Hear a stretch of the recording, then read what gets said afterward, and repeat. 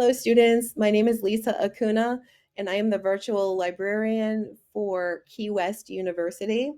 And today we are going to be looking at the APA 7th edition style guide. This is the most up-to-date edition of APA, so it is the one that you are going to want to utilize in your classes and also what your professors will ask you to use. So let's go ahead and get started.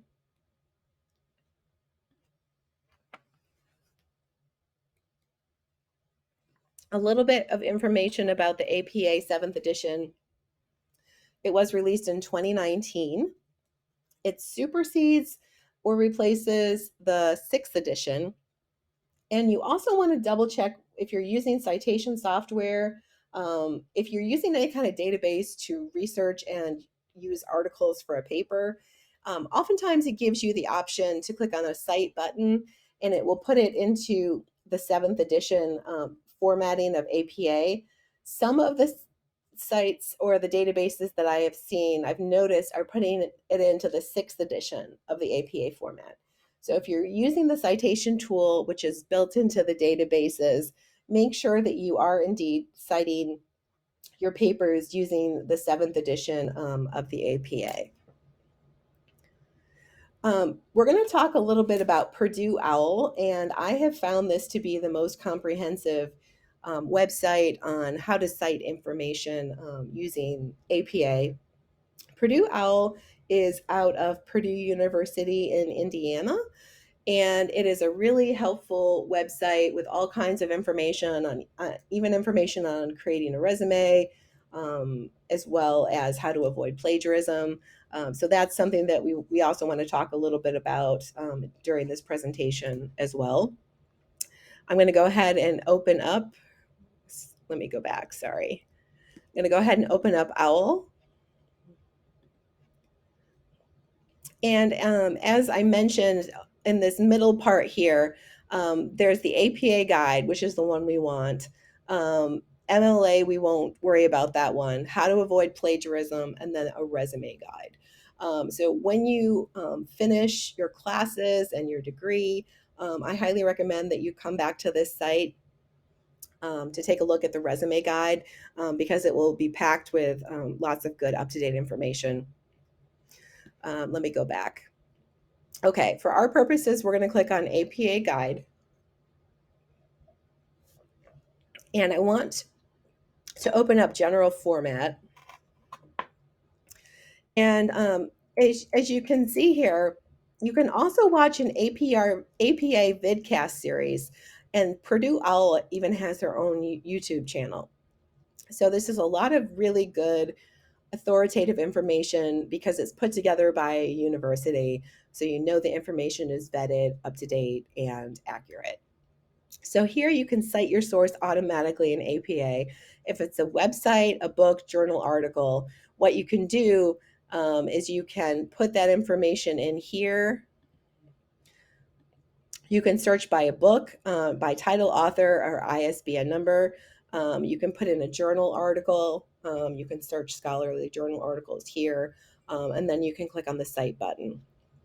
So let's go back. And looking at the in-text citations, let's click on this here, the basics.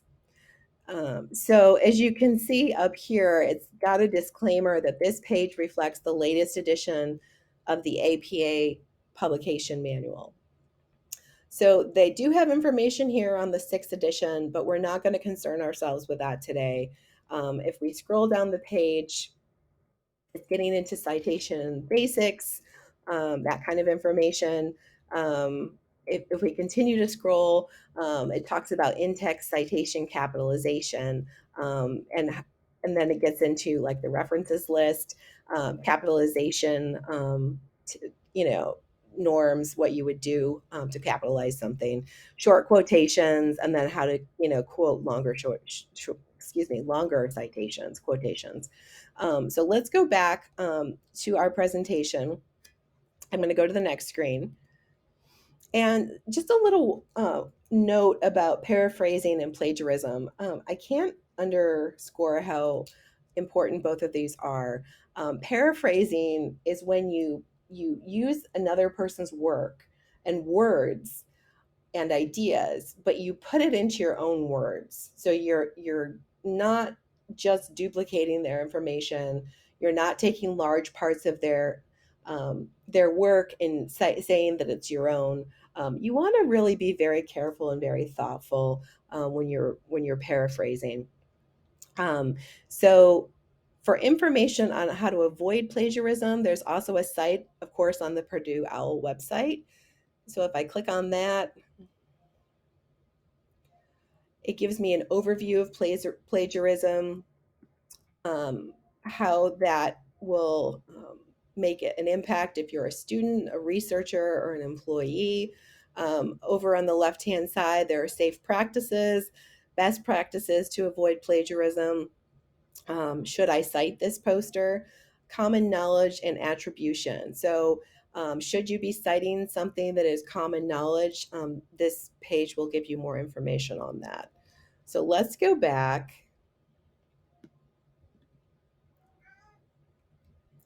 So a little bit more on plagiarism. Yeah, plagiarism is very serious, and it can have pretty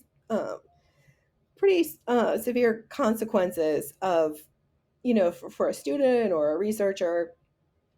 So for a student, if you're caught plagiarizing somebody else's work, it could result in expulsion from a class or failure of a class. So that would be a large consequence of using somebody else's work as your own.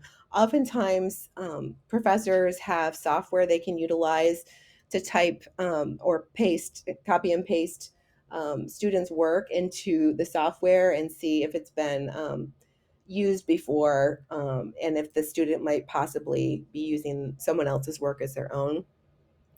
For a researcher, it could result in the loss of professional credibility or a lawsuit.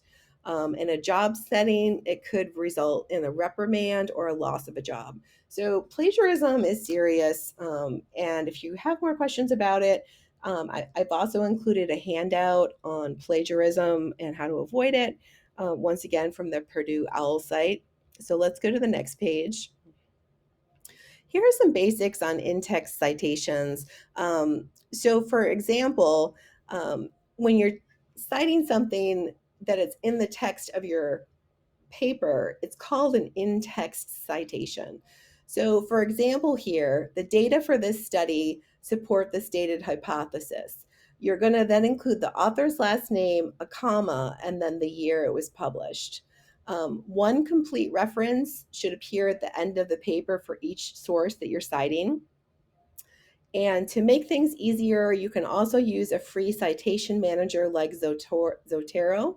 It's easy to download and to import your citations into the site, and it is a free site.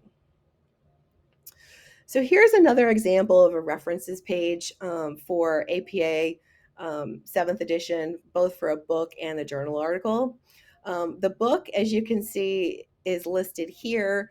The author's last name, the first initial of the first name, the year, the title.